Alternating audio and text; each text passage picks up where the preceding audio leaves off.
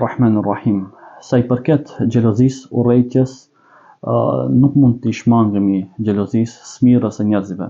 Derisa në jetët tona kemi suksese të ndryshme, nga më të ndryshmet nga ajo e bukurisë që Allahu Dhul Gjallë ka dhënë bukuri, ka nderuar me bukuri, të ka dhënë sukses në pasuri, të ka dhënë sukses në shkollim, normal që dikujt do t'i pengon ky suksesi yt.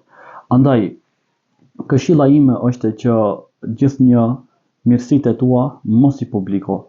Dhe mësimi i pejgamberit alayhis ndaj nesh ishte që njerëzit që i shef që kanë urrejtje ndaj teje, mundoju t'i japësh ndonjë dhuratë që në një farë forme t'ia shohësh zjarrin e xhelozisë e urrejtjes që kanë ndaj teje. Dhe në këtë formë je i pastër inshallah dhe je i mbrojtur nga smirëqësit.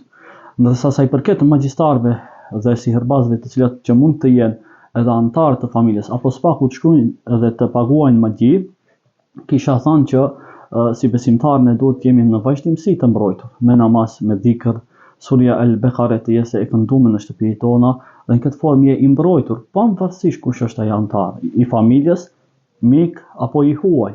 Andaj merri se veprat që ti në rend të parë të jesh i mbrojtur, edhe s'ka dert kush dhe çfarë vepron. Dije që gjithçka ndodh me lejen e Allahut Dhul Gjalal. Allahu Dhul Gjalal ju ruajt. Wassalamu alaikum.